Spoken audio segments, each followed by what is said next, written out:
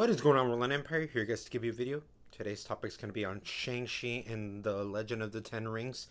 Finally, the second film in the Marvel Cinematic Universe space where we got in this year, which after a whole long year of Marvel stuff, it's nice to see that at the very least Disney Plus has shelled out, its three Marvel content TV shows, and now in theaters we've had two movies.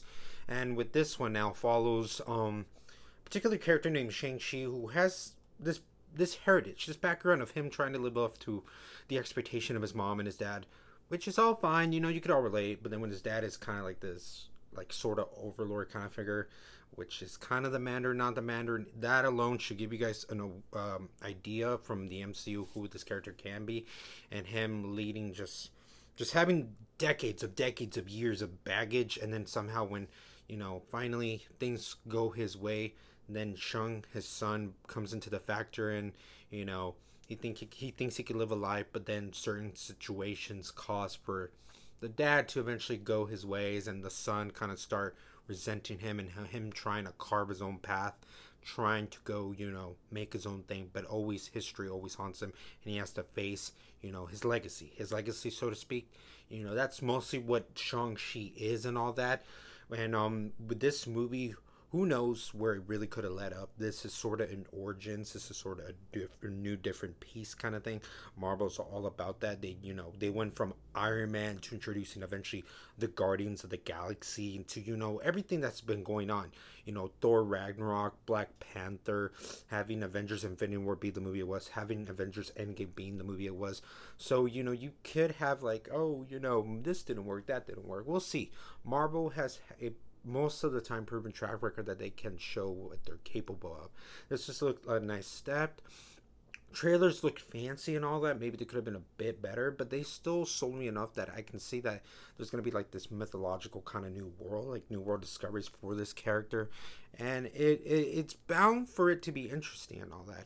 Did it all factor it up? I think for most of it, I really did enjoy Shang-Chi. Shang-Chi, the character could have been, they gave him space to kind of develop for more, but enough of the time they did use, they showed that he. I like the character how he was when he went to to the U.S. and try to live his life kind of just being like a valet parking kind of thing with his friend, which a nice little dynamic to him. I like that. It was really cute, very charming, and seeing him kind of be that his own person, that was nice and unique and all that.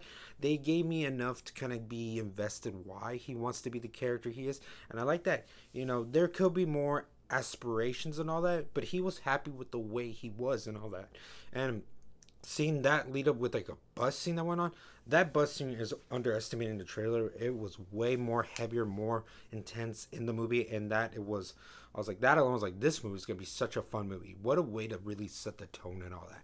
But then when a lot of it takes place to back when he has to go meet up with his father, the Mandarin Wen Wu, his real name is apparently, and then seeing how he needs to be more in the lands of his mom and his dad and all.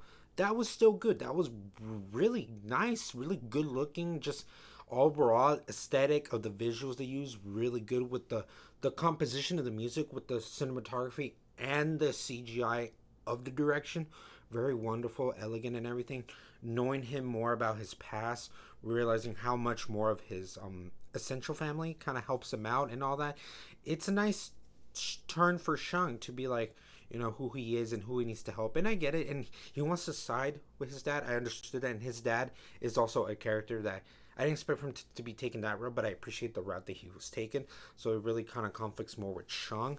So with him and having his sister, his friend along the way, meeting characters, to factor all this, you realize as the story goes on that that's really all it is, the story is. But because of how the story relates to family and all that, I really did enjoy all those kind of things to it. There was a lot for it to be factored.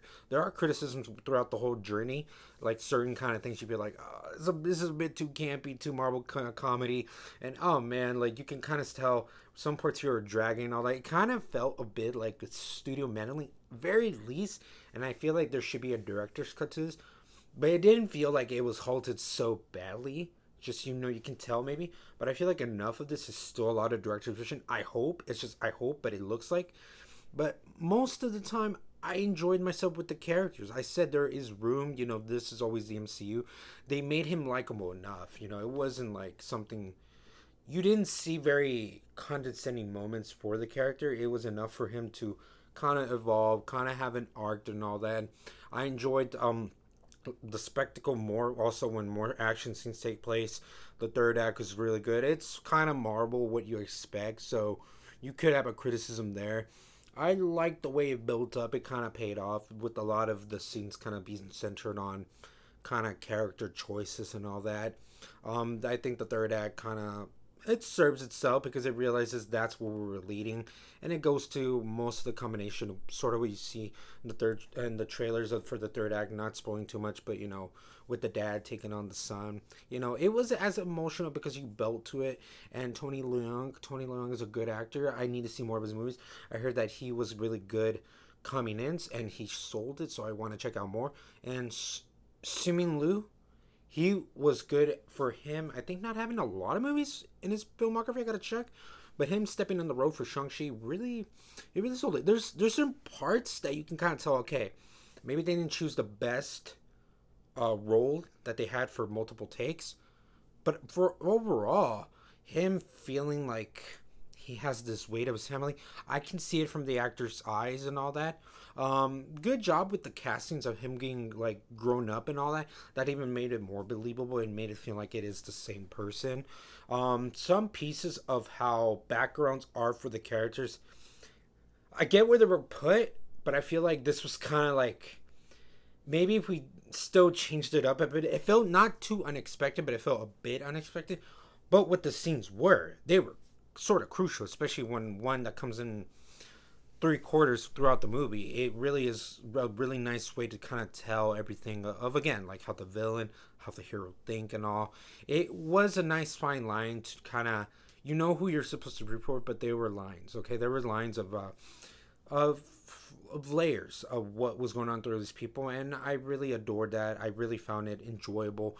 It really, most of the time, really was a great time. I honestly thought I had good action scenes, I had good character pieces, a nice balance of all that. From action scenes and character pieces, I had a great time. But like I always say, these are my thoughts and opinions. Let me know if you didn't like the movie. It wasn't your favorite or not. Or if you liked it, what worked best? What did you think of Tony Leung, Simu Liu? Is this one of your favorites of the MCU?